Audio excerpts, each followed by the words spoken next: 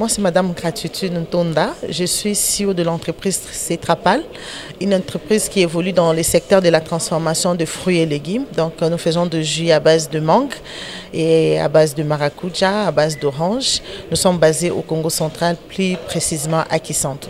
Par rapport à ces partenariats, je peux dire que, au fait, ça a été très bénéfique pour les deux pays parce qu'il y a eu des moments forts de renforcement des capacités des acteurs locaux. Et puis, il y a eu aussi les échanges autour de l'accès au financement, donc les facilités d'accéder au financement pour renforcer aussi les ressources et les projets des différents partenaires. Il y a eu aussi des moments de partage d'expérience qui étaient des moments aussi très très forts parce que, au fait, aujourd'hui, avec le développement économique, il est important que les acteurs puissent échanger sur les différentes expériences pour renforcer aussi leurs capacités. Et il y a eu aussi le développement des infrastructures. Donc, je peux dire que ça a été très fructueux. Et je crois même qu'il y a eu aussi le développement des échanges commerciaux parce qu'actuellement, il y a le Burundi maintenant qui traverse une de nos frontières pour vendre les produits au niveau du Congo. Et cela nous réjouit parce qu'on s'est dit que nous approchons presque dans du développement durable et puis de la zone de libre-échange continentale. C'est déjà quelque chose à louer parce que avec le partenariat de la zone de libre-échange que nous aurons à faire avec d'autres pays, déjà nous allons mettre en promotion ou nous allons promouvoir la production locale au niveau de la RDC.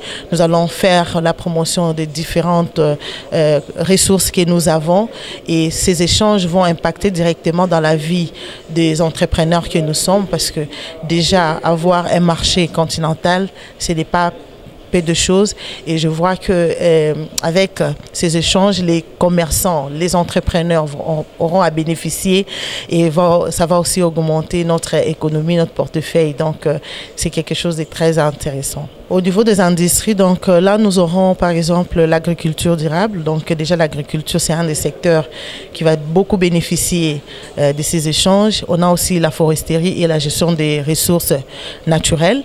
Et on a aussi les énergies renouvelables qui est un secteur qu'on aimerait aussi mettre en avant pour développer notre pays. Il y a aussi le tourisme, le tourisme durable, étant donné que la RDC a beaucoup de sites touristiques. Donc on s'est dit que nous allons aussi profiter dans le domaine du tourisme.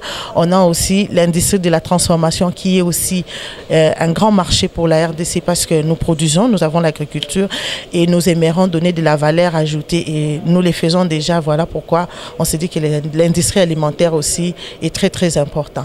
Alors, toutes ces industries étant développées va impacter positivement dans la vie de nos producteurs locaux parce que la majorité des matières premières sont prises au niveau de nos producteurs locaux. Et cela va impacter même au niveau de leur vie sociale, au niveau de la scolarité des enfants et pourquoi pas au niveau de la santé aussi. Bon, les étapes prochaines, moi je pense qu'il faut d'abord qu'on ait un plan bien détaillé, des actions bien détaillées pour que nous puissions aboutir à ce dont nous sommes venus faire ici. Et puis on aimerait aussi que l'implication de toutes les parties prenantes soit quand même effective. Et il faut penser aussi à la formation et à la sensibilisation parce que si la population n'est pas informée, la population n'est pas sensibilisée, ça ne sert à rien. Et de l'autre côté aussi, il faut qu'il y ait un suivi et évaluation de toutes les activités que nous aurons à valider ici pour qu'il y ait quand même des résultats positifs. Et je pense aussi que la communication serait aussi très très importante parce que sans communication, les parties prenantes ne sauront pas faire quelque chose. Et il y a aussi, il faut savoir aussi, il faut qu'on ait au fait une idée aussi sur la budgétisation de toutes ces activités parce que il faut qu'on les exécute sur terrain et sans budget, on ne pourrait rien faire. Et je pense que c'est par là que je veux clore mon échange. Voilà.